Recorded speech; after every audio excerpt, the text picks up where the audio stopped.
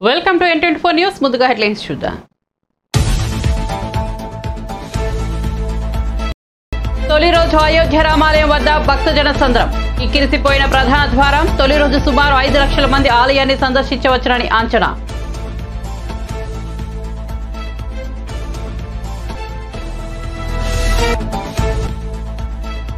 అనంతపురం జిల్లా ఉరవకొండలో వైఎస్ఆర్ ఆసరా నిధుల జమ. కార్యక్రమంలో పాల్గొన్న జగన్. చంద్రబాబుకు పక్క పార్టీలు, పక్క రాష్ట్రంలో కూడా స్టార్ కాంపెయినర్లు ఉన్నారని వెల్లడి.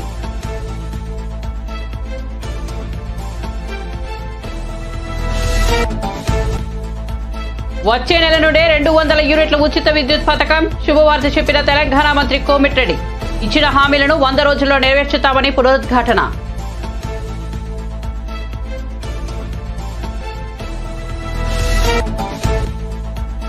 సినిమా వసూళ్ల గురించి మాట్లాడే వాళ్ళు కూడా మంత్రులేనా అని ప్రశ్నించిన పృథ్వీ. పవన్ 3 పెళ్లిళ్లు చేసుకోవడం వల్ల పోలవరం ఆగిపోయిందా అని ఎద్దేవా.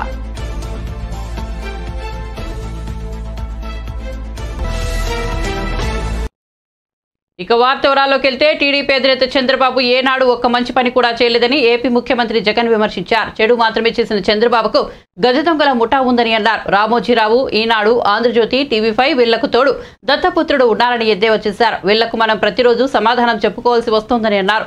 వైసీపీ పాలనలో ప్రతి ఇంట్లో మేలు జరుగుతున్నా మీడియా మొత్తం తన వైపే ఉండటంతో ఏం చెప్పినా చెల్లుబాటు అవుతుందని చంద్రబాబు భావిస్తున్నారని చెప్పారు.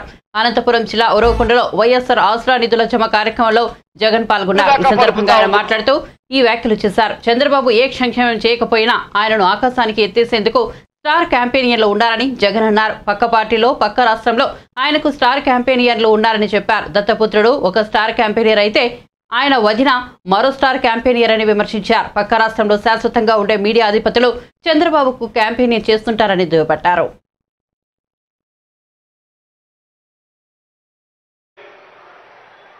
అప్పుడు కూడా ఒకే రాష్ట్రం, అప్పుడు కూడా ఇదే రాష్ట్రం, అప్పుడు కూడా ఇదే బడ్జెట్. మారిందల్లా కేవలం ముఖ్యమంత్రి మాత్రమే మారాడు.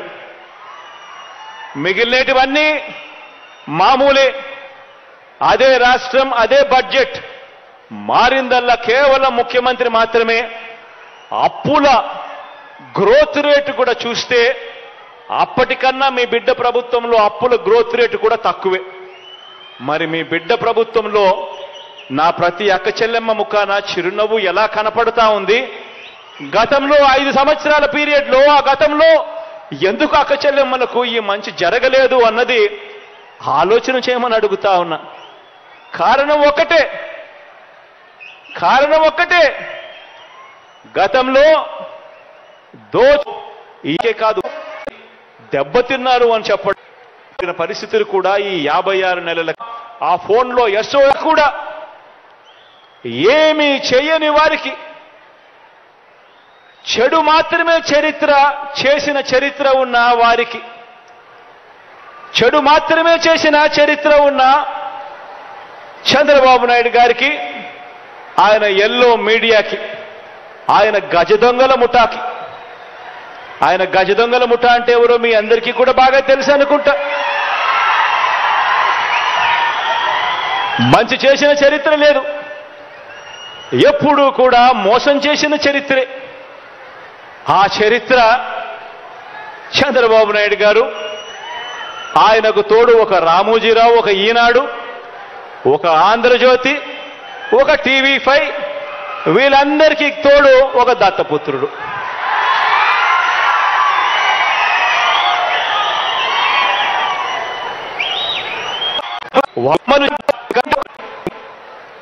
ఈ ముగ్గురు మీడియా అధిపతులు కూడా మన రాష్ట్రంలో ఉండరు, పక్క రాష్ట్రంలోనే ఉంటారు. అక్కడే వాళ్ళు శాశ్వతంగా ఉంటారు. కానీ అక్కడ ఉన్న ఆ మీడియా అధిపతులు ఓ ఈనాడు, ఓ ఆంధ్రజ్యోతి, ఓ టీవీ5 వీళ్ళందరూ కూడా బాబుకు స్టార్ క్యాంపెయినర్లే. వీళ్ళు కాక రాష్ట్రాన్ని విడగొట్టిన పార్టీలేకి ప్రవేశించిన చంద్రబాబు అభిమాన సంఘం అంతా కూడా చంద్రబాబును జాకీ పెట్టి ఎత్తేందుకు కష్టపడుతూ ఉన్న ఇంకొంతమంది స్టార్ క్యాంపెయినర్లు వీళ్ళంతా కూడా చంద్రబాబు నాయుడు గారికి తోడుగా ఉన్నారు. బీజేపీలో తాత్కాలికంగా తలదాచుకున్న అది కూడా చంద్రబాబు ప్రయోజనాల కోసం తలదాచుకున్న పసుపు కమలాలన్నీ కూడా బాబుకు ఇంకొంతమంది స్టార్ క్యాంపెయినర్లుగా కూడా వాళ్ళంతా కూడా ఉన్నారు. ఇంకా బాబుకు వీళ్ళే కాదు, ఇంకా స్టార్ క్యాంపెయినర్లు కూడా బాబుకున్నారు. అమరావతిలో బాబు భూములకు బెనామీలు ఉన్నట్టే మనుషుల్లోనూ ఇంకా ఇతర పార్టీల్లోనూ కూడా రకరకాల రూపాలలో చంద్రబాబు నాయుడు గారికి బినామీలు ఇప్పటికీ స్టార్ క్యాంపెయినర్లుగానే కొనసాగుతా ఉన్నారు. వీళ్ళందరూ కూడా మనకు కనిపిస్తూ ఉంటారు. టీవీ లాంచ్ చేస్తే విశ్లేషకులు వీళ్ళే అని చెప్పి విశ్లేషకుల పేరు మీద కూడా వీళ్ళు కనిపిస్తారు. వేదికల పేరు మీద కనిపిస్తారు. మేధావులని చెప్పి వీళ్ళంతటి వీళ్ళే చెప్పుకుంటూ మేధావుల పేరు మీద కూడా వీళ్ళే కనిపిస్తారు. రకరకాల స్టార్ క్యాంపెయినర్లు బాబు కోసం వీళ్ళందరూ కూడా పనిచేస్తారు. కారణం దోచుకోవడం, దోచుకున్నది పంచుకోవడంలో వీరందరూ కూడా భాగస్వాములే. కానీ ఆశ్చర్యం ఏమిటో తెలుసా? ఏ అభివృద్ధి కూడా చేయని వారికి, ప్రజలకు ఏ మంచి కూడా చేయని వారికి, ప్రజలకు మోసాలే చేసిన వారికి, ఈ రాష్ట్రానికి కూడా అన్యాయం చేసిన వారికి ఇంతమంది స్టార్ క్యాంపెయినర్లు ఉన్నారు. కానీ ప్రతి పేద ఇంటికి అభివృద్ధి ఫలాలు అందించిన మీ బిడ్డకు ఏపీకి ప్రత్యేక హోదా గురించి కేంద్ర ప్రభుత్వానికి ఒక్కరోజు కూడా జగన్ అడగలేదని ఏపీసీసీ అధ్యక్షురాలు వైఎస్ షర్మిల ఆరోపించారు. శ్రీకాకుళం జిల్లా పర్యటనలో భాగంగా ఇచ్చాపురంలో ప్రజాప్రస్థానం విజయ స్తూపాన్ని ఆమె సందర్శించి నివాళులర్పించారు. అనంతరం స్థానిక నేతలు కార్యకర్తలను ఉద్దేశించి మాట్లాడారు.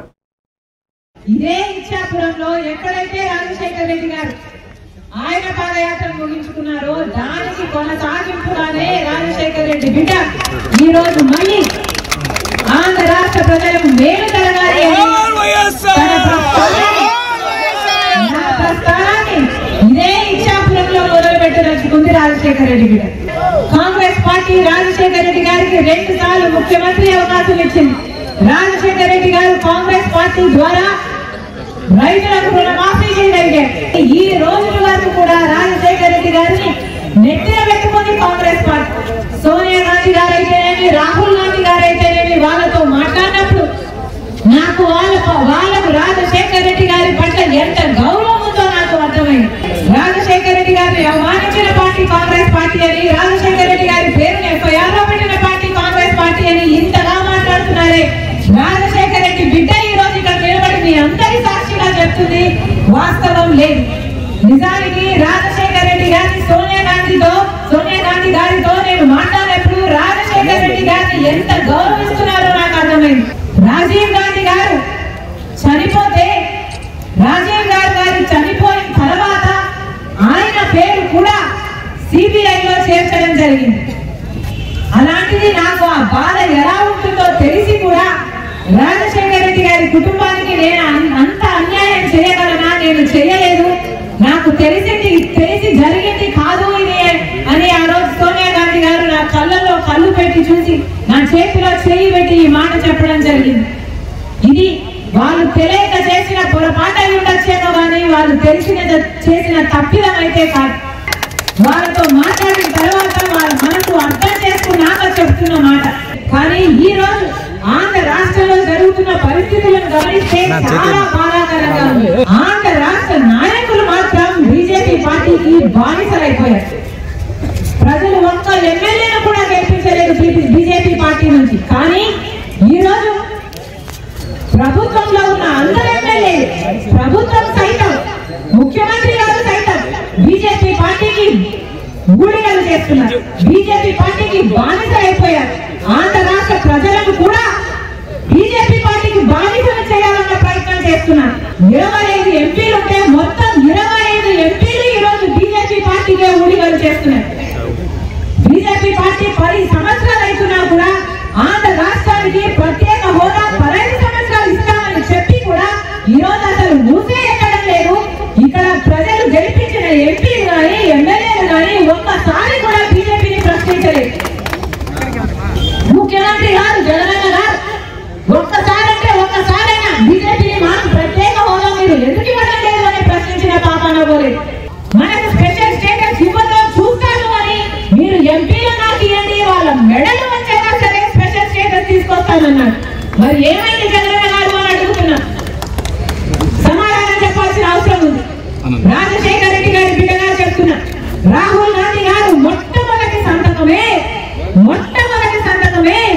ఆంధ్రప్రదేశ్ లోని ప్రత్యేక హోదా కోసం పెట్టాలన్నాడు. ప్రధానమంత్రి అయిన తర్వాత ఆయన మనసులో ఎంత బలంగా ఆంధ్రప్రదేశ్ కు స్పెషల్ స్టేటస్ రావాలి అన్న కోరిక లేకపోతే మొట్టమొదటి సంతకం పెట్టాలంటాడు. ప్రాణ ప్రతిష్ఠ మరుసటి రోజు అయోధ్య శ్రీరాముడిని దర్శించుకునేందుకు తొలి రోజు భక్తులు పోటెత్తారు. పెద్ద సంఖ్యలో రామాలయానికి తరలివచ్చారు. కొంతమంది రామ భక్తులు వేకువజామున 3 గంటలకే ఆలయానికి వచ్చేసి రామ్లల్లాను దర్శించుకోవడానికి ఎదురు చూస్తున్నారు. ఆయన ప్రధాన ద్వారం వెలుపల భారీ భక్త జన సంద్రోహం నెలకొంది. దర్శనం కోసం భక్తులు నిరీక్షిస్తున్నారు. జై శ్రీరామ్ అంటూ నినాదాలు చేస్తున్నారు. కాగా చిన్నపాటి తోపులాటలు కూడా జరిగినట్టు పలు రిపోర్టులు పేర్కొంటున్నాయి. కాగా నేడు అయోధ్య రామాలయాన్ని సుమారు 5 లక్షల మంది భక్తులు సందర్శించుకోవచ్చనే అంచనాలున్నాయి. సాధారణ భక్తులకు నేటి నుంచి దర్శన భాగ్యం కల్పించడంలో పెద్ద సంఖ్యలో హాజరయ్యే అవకాశం ఉందని భావిస్తున్నారు. కాగా భక్తులు ఉదయం 8 గంటల నుంచి బాలరాముడిని దర్శించుకోవచ్చని ఆలయ పెద్దలు చెబుతున్నారు. మధ్యాహ్నం 1 గంట నుంచి 3 గంటల వరకు ఆలయ ద్వారాలు మూసి ఉంచుతారని తెలిపారు. ఆలయంలో 2 సార్లు హారతిని దర్శించుకోవచ్చు. ఉదయం 6 గంటల 30 నిమిషాలకు, రాత్రి 7 గంటల 30 నిమిషాల సమయంలో ఈ అవకాశం ఉంటుందని వెల్లడించారు. ఇక భక్తులు ఆన్లైన్ ద్వారా ఆఫ్లైన్లో దర్శనం, హారతి పాస్లను పొందవచ్చు.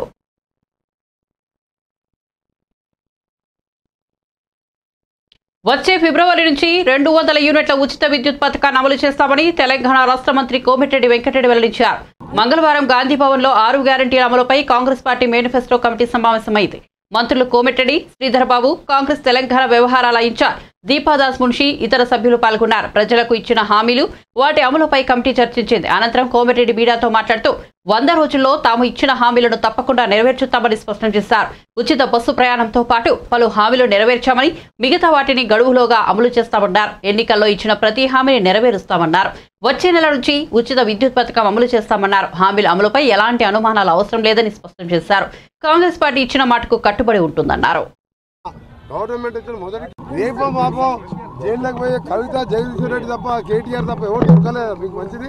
2వ రోజే 30 లక్షల మంది ఉచితంగా మహిళలు, అక్కా చెల్లెళ్ళు నవ్వుకుంటూ ఇవాళ పెళ్లిళ్ళకి పోతున్నారు, బిడ్డ ఇంటికి పోతున్నారు, దేవస్థానానికి పోతున్నారు. సంక్రాంతి పండుగ ప్రతి ఇంటికి పోయి వచ్చిండ్రు. మాకు ఇవాళ మా అక్కా చెల్లె పేదవాళ్లకు ఇవాళ నెలకు 200-300 రూపాయలు మిగిలిస్తున్నాం. మాసాల లోపే గ్యాస్ సిలిండర్ కానీ, ఫ్రీ కరెంట్ యూనిట్లు కానీ ఇవన్నీ కూడా ఇవ్వబోతున్నాం. ముఖ్యమైనది ఏంటంటే మేము 100 రోజుల్లోపే కాదు, 2 రోజుల్లోనే చేసిన వాళ్ళం. ఇవన్నీ కూడా వారం రోజులు చేస్తుండే.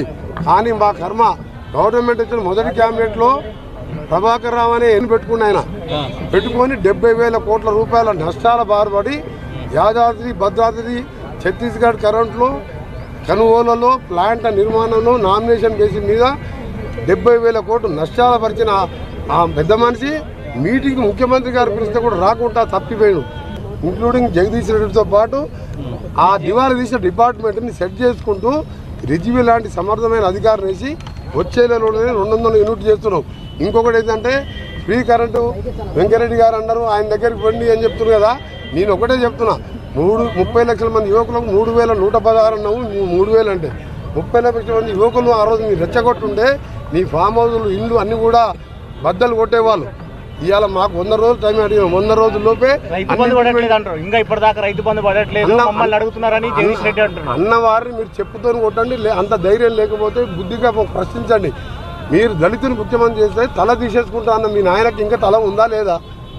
బెడ్రూమ్, డబుల్ బెడ్రూమ్ కడితే అల్లుడు బిడ్డ వచ్చే మంచి వాళ్ళకు సపరేట్ బెడ్రూమ్ అన్నావు, డైనింగ్ హాల్ అన్నావు, పెద్ద మొత్తం ఇంత కళలు చూపించినావు. ఒక్క ఇల్లు కట్టలేదు ఊళ్ళల్లో, ఒక రేషన్ కార్డు ఇవ్వలేదు. ఏ ముఖం పెట్టుకొని కాంగ్రెస్ ప్రశ్నిస్తున్నావు? ఇవాళ ఒకటే చెప్తున్నావు, ఇవాళ 64 గెలిచినాం, 10 సీట్లు తక్కువ మెజార్టీతో ఓడిపోయినాం, 300 ఓట్లతో కూడా ఓడిపోయినాం చేవెళ్ళ. ఇవాళ మంచి పనులు చేస్తాం. వచ్చే ఎన్నికల్లో 100 సీట్ల పైన గెలుస్తాం. పార్లమెంట్లో 13-14 సీట్లు గెలుస్తాం. అందులో బీజేపీ టీఆర్ఎస్ పార్టీకి ఛాన్సే లేదు. రెండవది ఒకటే చెప్తున్నా, తొందరపడకుండా 47వ రోజు మా గవర్నమెంట్. అందుకని ప్రజలకు చెప్తున్నా, ఇలాంటి పార్టీకి ఎక్కడ కూడా పార్లమెంట్ ఎన్నికల్లో డిపాజిట్ రాకుండా బుద్ధి చెప్పండి. 100 కాదు, మాకు ఓపుకుంటే 200 అడుగుల్లో అలాంటి ప్రాజెక్టు కంటే కాంగ్రెస్ పార్టీని విమర్శించడానికి వాళ్ళ దగ్గర మాటలు లేక, నా డౌట్ ఏంటంటే కేటీఆర్, కేసీఆర్, హరీష్, సంతోష్, సరే పెద్ద మనిషి అంటే కాలిరి హాస్పిటల్ ఇంట్లో వండుకున్నాడు. ఈ 3-4 ఎప్పుడు ఏమవుతుందా, ఎప్పుడు మెంటల్ హాస్పిటల్ పోతారా మాకు కూడా డౌట్ ఉంది. 64 సీట్లతో ఒక్కొక్క సీటు 70,000 మెజార్టీతో గెలిస్తే మీరు దోచుకున్న డబ్బుతో కొన్ని సీట్లు గెలిచాను. మాకు సమయం లేక టికెట్లు ఆలస్యమై మేము 80 అనుకుంటే తక్కువ వచ్చినాయి. ఎమ్మెల్యేలని, ఎంపీలని, సర్పంచులు కొనే అలవాటు ఉన్నాయి ఈ దరిద్ర పార్టీ నాయకులు. 6 నెలలు ఉంటుంది, 3 నెలలు ఉంటుంది, సంవత్సరం ఉంటుంది అంటే ప్రజలు నవ్వుకుంటున్నారు. అందుకు నేను చెప్పిన, మేమే ఆ పద్ధతిలో పోవాలంటే ఇప్పటికే ఆ పార్టీలా కేటీఆర్, హరీష్ తప్ప ఎవరు ఉండకపోతున్నాయి అని మేము చేయం. మంచి పనులు చేస్తాం, 100 సీట్లు గెలుపుకుంటాం. కోవర్ట్ ఆపరేషన్ ఏం లేదు, కోవర్ట్ కాదు. అందులో కడుపులో కత్తులు పెట్టుకొని హరీష్, సంతోష్, కేటీఆర్ ఎప్పుడే ఇన్సిడెంట్ జరుగుతుంది, ఎప్పుడు పొడుచుకుంటున్నారో అర్థమవుతలేదు మాకు. ఏపీలో వైసీపీకి మరో షాక్ తగిలింది. నరసరావుపేట ఎంపీ పదవికి లావు శ్రీకృష్ణదేవరాయలు రాజీనామా చేశారు. లోక్సభ సభ్యత్వంతో పాటు వైసీపీ ప్రాథమిక సభ్యత్వానికి కూడా ఆయన రాజీనామా చేశారు. అయితే ఏ పార్టీలో చేరబోతున్నారనే విషయంలో మాత్రం ఆయన క్లారిటీ ఇవ్వలేదు. శ్రీకృష్ణదేవరాయలు నరసరావుపేట నుంచి కాకుండా గుంటూరు నుంచి పోటీ చేయాలని పార్టీ నాయకత్వం సూచించిన సంగతి తెలిసిందే. అయితే గుంటూరు నుంచి పోటీ చేసేందుకు ఆయన ఆసక్తి చూపలేదు. రాజీనామా చేసిన సందర్భంగా లావు మాట్లాడుతూ పార్టీలో గత 15-20 రోజులుగా అనిశ్చితి నెలకొందని చెప్పారు. అనిశ్చితికి తెరపడాలనే ఉద్దేశంతోనే రాజీనామా చేశానని చెప్పారు. అనిశ్చితికి తాను కారణం కాదని, ఈ అనిశ్చితిని తాను కోరుకోలేదని అన్నారు. ఈ అనిశ్చితి వల్ల తనకు కానీ పార్టీకి కానీ ఉపయోగం లేదని చెప్పారు. క్యాడర్ కూడా ఏ డైరెక్షన్లో వెళ్లాలనే గందరగోళంలో ఉన్నారని తెలిపారు. దీనికి పరిష్కారం వెతకాల్సిన అవసరం ఉందని చెప్పారు. పార్టీలో నెలకొన్న పరిస్థితుల కారణంగానే తాను రాజీనామా చేశానని చెప్పారు. ఒక అనిశ్చితి నెలకొంది రాజకీయంగా. దానికి అది అనిశ్చితి క్రియేట్ చేయడానికి నేను చేసింది కాదు, లేకపోతే ఆ అనిశ్చితి కోరుకుంది నేను కాదు. దాని వల్ల ఎక్కువగా ఏదైతే ఈ కన్ఫ్యూజన్ అంతా ఉందో దీనివల్ల అటు పార్టీకి ఉపయోగం లేదు, ఇటు నాకు ఉపయోగం లేదు. మరీ ముఖ్యంగా క్యాడర్ ఎవరైతే ఉన్నారో వారందరూ కూడా ఈ కన్ఫ్యూజన్ సిట్యువేషన్లో గడిచిన 15 రోజుల నుంచి 20 రోజుల నుంచి ఏదైతే నడుస్తూ ఉందో దానివల్ల వారికి కూడా ఎటు వెళ్ళాలా, ఏం చేయాలా, ఏ డైరెక్షన్లో పోవాలనేది అర్థం కాని పరిస్థితిలో వారందరూ కూడా ఉండటం జరుగుతూ ఉంది.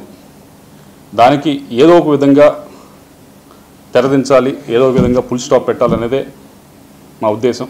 ఎక్కడో చోట దానికి ఒక సొల్యూషన్ అనేది మనం ఎతకాల్సిన అవసరం ఉంది. అలా కాకుండా ఇలా వెళ్తే అటు క్యాడర్కి ఉపయోగం ఉండదు, పార్టీకి ఉండదు. మీ అందరికీ తెలిసిందే 15 రోజుల నుంచి కూడా సరే కొత్త క్యాండిడేట్ తీసుకొద్దామనేది ఒక ప్రపోజల్ అంతా కూడా బయటకు రావడం జరిగింది. నేను మాట్లాడిన తర్వాత ఇంకా బయటకు రావడం జరిగింది. దానివల్ల కొద్దిగా అందరూ కూడా కన్ఫ్యూజన్కి గురవుతూ ఉన్నారు. ఇది ఇందాక చెప్పినట్లు నేను కోరుకుంది కాదు, నేను చేసింది కాదు. ఇది వేరు వేరు కారణాల వల్ల ఇలా ఫ్లైఅవుట్ వచ్చింది. దానికి తెరదించుతూ నేను ఏదైతే ఇప్పుడు పార్టీలో ఉన్నానో పార్టీ సభ్యత్వానికి వైఎస్ఆర్ కాంగ్రెస్ పార్టీ సభ్యత్వానికి రాజీనామా చేస్తూ అలాగే పార్లమెంట్ సభ్యత్వానికి కూడా నేను రాజీనామా చేస్తూ ఉన్నాను ఇమీడియట్ ఎఫెక్ట్. దీంతో అన్న కొద్దిగా ఈ కన్ఫ్యూజన్ అంతా కూడా ఇదంతా కూడా తొలగిపోతుందని చెప్పి ఆశిస్తూ ఉన్నాను. నాకు ఈ 5 సంవత్సరాల నుంచి కూడా ఎంతో సహకరించారు. అటు రాష్ట్ర ముఖ్యమంత్రి గారు నన్ను యంగ్గా ఉన్నా కానీ నన్ను ఎంకరేజ్ చేసి ఎంపీ గారు నిల్చోబెట్టారు. దానికి అన్ని విధాలుగా కూడా నేను చేయగలిగాను. అభివృద్ధి కార్యక్రమాలు అన్నీ కూడా చేయగలిగాను. అలాగే పార్టీ పరిస్థితి కూడా పార్టీ పరువును కూడా అన్ని విధాలుగా కూడా పైన నిల్చోబెట్టగలిగాను. అలాగే కేవలం అదే కాకుండా ఎమ్మెల్యేలు కూడా పూర్తి స్థాయిలో ఈ 15-20 రోజుల నుంచి చూశారు. మీ అందరూ కూడా ఏ విధంగా అయితే వారు గట్టిగా కూడా ప్రయత్నించారు. వారందరికీ కూడా ధన్యవాదాలు తెలియజేసుకుంటూ మీ అందరి దగ్గర నుంచి కూడా సెలవు తీసుకుంటాం. అయోధ్యలో బాలరాముడి విగ్రహానికి సోమవారం ప్రాణప్రతిష్ఠ జరిగిన విషయం తెలిసిందే. ప్రధానమంత్రి నరేంద్ర మోదీతో వేద పండితులు ఈ క్రతువును నిర్వహించారు. కోట్లాది మంది ప్రత్యక్ష ప్రచారంలో ఈ వేడుకను వీక్షించారు. కర్ణాటకలోని మైసూరుకు చెందిన శిల్పి అరుణ్ యోగిరాజ్ తీర్చిదిద్దిన బాలరాముడి విగ్రహం భక్తులను ఆకట్టుకుంటోంది. తాజాగా ఈ విగ్రహానికి సంబంధించిన ఓ వీడియో సోషల్ మీడియాలో వైరల్ గా మారింది. ఆర్టిఫిషియల్ ఇంటెలిజెన్స్ సాయంతో గుర్తు తెలియని వ్యక్తులు బాలరాముడి విగ్రహానికి కదలికలు జోడించి సోషల్ మీడియాలో అప్లోడ్ చేశారు. ఈ వీడియోలో బాలరాముడి విగ్రహం కళ్ళు ఆర్పుతూ అటు ఇటు చూస్తూ చిరునవ్వులు రువ్వడం కనిపిస్తోంది. ప్రస్తుతం సోషల్ మీడియాలో వైరల్ గా మారిన ఈ వీడియోపై రామభక్తులు ప్రశంసల జల్లు కురిపిస్తున్నారు. ఈ వీడియోను అప్లోడ్ చేసిన వ్యక్తిని మెచ్చుకుంటూ కామెంట్లు పెడుతున్నారు. టీడీపీ జనసేన కలయిక స్థిరత్వం, అభివృద్ధి, ప్రజా సంక్షేమానికి పనిచేస్తుందని సినీ నటుడు పృథ్వీరాజ్ చెప్పారు. 175 సీట్లు గెలుస్తామని చెప్పిన వైఎస్ఆర్సీపీ నాయకులు ఇప్పుడు భయపడుతున్నారని ఎద్దేవా చేశారు. ఎమ్మెల్యేల సీట్లు మార్చినంత మాత్రాన ప్రజలు ఓట్లు వేయరని చెప్పారు. ఒంగోలులో కార్యక్రమంలో పాల్గొన్న అనంతరం ఆయన మీడియాతో మాట్లాడారు. కృషి చేస్తున్నాం. ఈసారి దొంగ ఓట్లు పడే ఛాన్స్ లేదు. నిజాయితీ గల నాయకుడిని ఈసారి ఎన్నుకుంటారు. అవి ఎప్పుడో పాత రోజులేవి. ఇప్పుడు ఏం బాణాలు కదా, ఆమె కాంగ్రెస్ పార్టీ బాణం, జగనన్న బాణాలు, ఇంకో బాణాలు కదా. ఆమె షర్మిల గారు ఇండివిజువల్గా ప్రదేశ్ కాంగ్రెస్ అధ్యక్షురాలు. ఆమె అక్కడ ఆ బాణాలు వాళ్ళవి. ఆ బాణాల వల్ల వాళ్ళకే ఎఫెక్ట్ అవుద్దో ఏమవుద్దో మనకు తెలియదు. కానీ కూటమి మటుకు 2 జెండాల కలయిక ఒక స్థిరత్వానికి, ఒక ప్రజా సంక్షేమానికి, ఒక అభివృద్ధికి, రాష్ట్ర ప్రజల సుఖ సంతోషాలకి 2 జెండాల కలయిక అద్భుతం. ఇప్పుడు ఒకటే మార్పు ఉంది. ఇప్పుడు పృథ్వీరాజు ఇక్కడ ఒంగోలు నుంచి గెలిచాడు. పృథ్వీరాజుని తీసుకెళ్ళి ఎక్కడో పాడేస్తే ఎవడేస్తాడు ఓటు? ఇప్పుడు అవకతవకలు ఇప్పుడు ఎక్కడైనా సరే మనకి అన్సెక్యూరిటీ ఉన్నప్పుడు 175 మేము గెలుస్తూ ఉన్నప్పుడు మీకు ఎందుకు భయం? వాళ్ళే గెలవాలిగా. వాళ్ళు ఇచ్చిన రిపోర్ట్లు, పీకే రిపోర్టు, ప్రశాంత్ కిషోర్ ఇచ్చిన రిపోర్టు, లగడపాటి రిపోర్ట్ నమ్ముతారు కానీ పృథ్వీరాజ్ రిపోర్ట్ నమ్మరా? జరిగేది ఉంది. అది 2024 వచ్చేసింది. వర్డిక్ట్ అద్భుతంగా ఉంటుంది, తీర్పు అమోఘంగా ఉంటుంది. మొత్తం ప్రజలంతా కూటమి అయిపోయి ఉన్నారు. ఇది మటుకు తథ్యం. 130 గెలుస్తుందనే ధీమా ఉంటే ఇప్పుడు ఆయన ఏంటంటే బ్రోలో అసలు నాకు తెలిసి ఇతను డ్యాన్స్ చేసాడని నాకు తెలియదు. నేను ఏదో సముద్రకాని గారు ఏం చెప్పారంటే ఒక బాధ్యత లేని ఒక వ్యక్తి డ్యాన్సులు వేస్తున్నాడు, ఇలాగ అలాంటి క్యారెక్టర్ ఉంది, మీరు చేస్తారన్నట్టే చేశాను నేను. సరే, అంబటి రాంబాబు గారు మినిస్టర్ ఏంటి రోడ్ల మీద డ్యాన్స్ చేస్తున్నాడు, ఇతను గడ్డం పెట్టాడు బోడీ గారు లాగా, డూప్ లాగా, ఏంటిది అనుకున్నాను నేను. అప్పుడు ప్రచారానికి వెళ్ళాం, అప్పుడు క్లీన్ షేవ్. ఈయన కాదే అనుకున్నాను నేను. డ్యాన్స్ చేస్తాడు. డ్యాన్సుల గురించి, సినిమాల గురించి, కలెక్షన్ల గురించి, డిస్ట్రిబ్యూటర్లు, ఒంగోలు వాళ్ళు డిస్ట్రిబ్యూటర్లు, సినిమా హాల్లో కలెక్షన్ల గురించి మాట్లాడేవాళ్ళు వీళ్ళు మినిస్టర్లు ఏంటండి? ఇక్కడ ఏమైనా తెలుసా ప్రాజెక్టుల గురించి? 4.5 సంవత్సరం ఎవడైనా మాట్లాడా?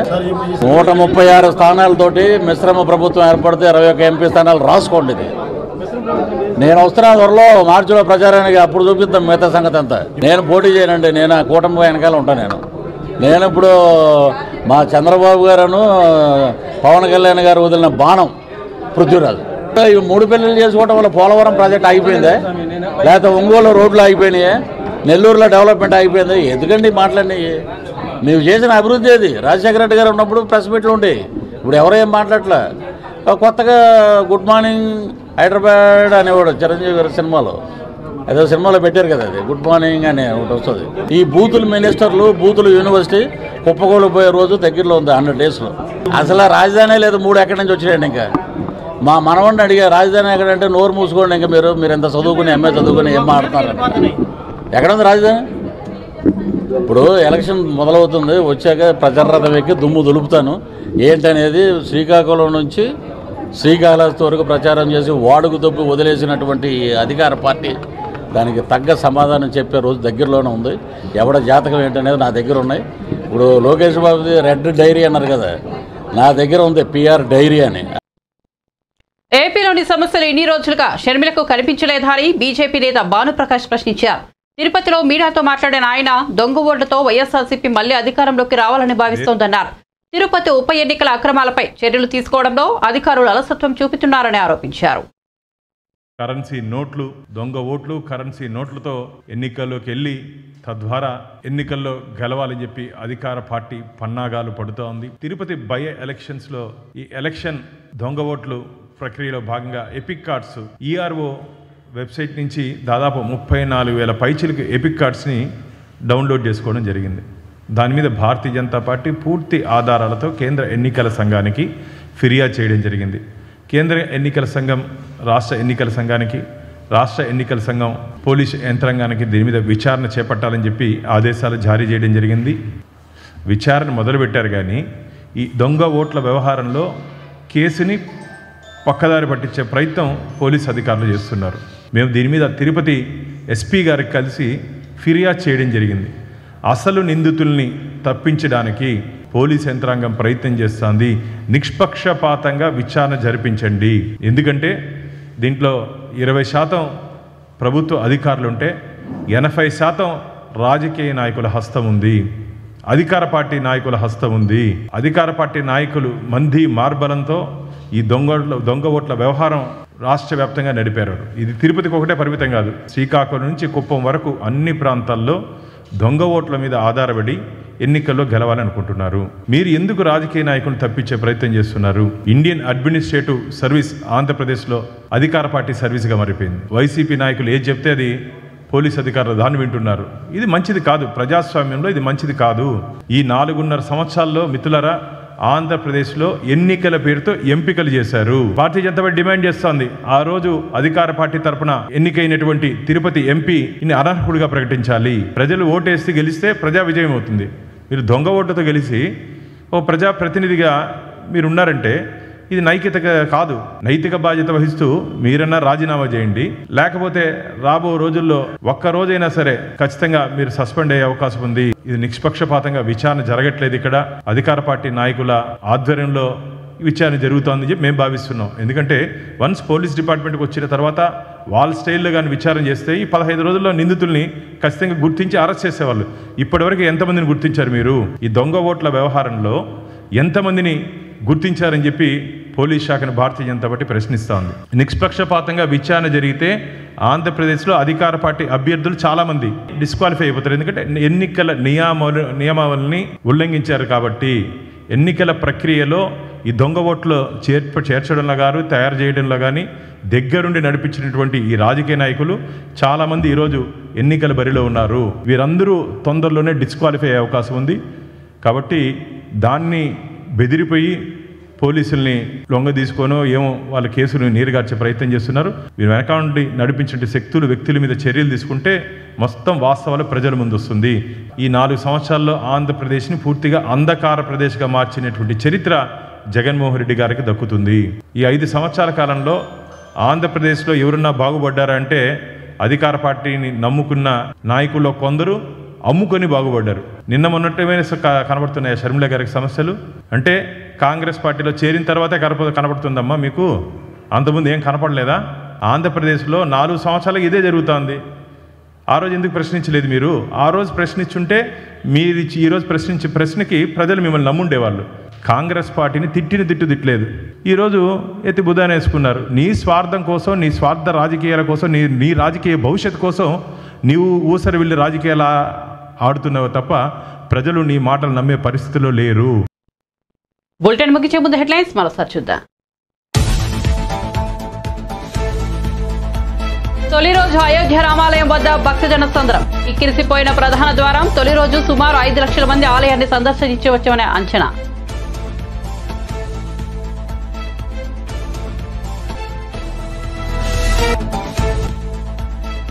అనంతపురం జిల్లా ఉరవకొండలో వైఎస్ఆర్ ఆసరా నిధుల జమ. కార్యక్రమంలో పాల్గొన్న జగన్. చంద్రబాబుకు పక్క పార్టీలు, పక్క రాష్ట్రంలో కూడా స్టార్ క్యాంపెయినర్లు ఉన్నారని వెల్లడి.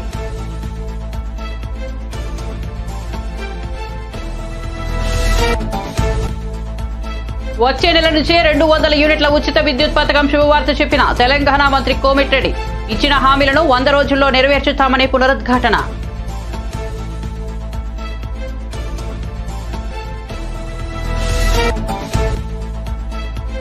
సినిమా వసూళ్ల గురించి మాట్లాడే వాళ్ళు కూడా మంత్రులేనా అని ప్రశ్నించిన పృథ్వీ. పవన్ 3 పెళ్లిళ్లు చేసుకోవడం వల్ల పోలవరం ఆగిపోయిందానని ఎద్దేవా.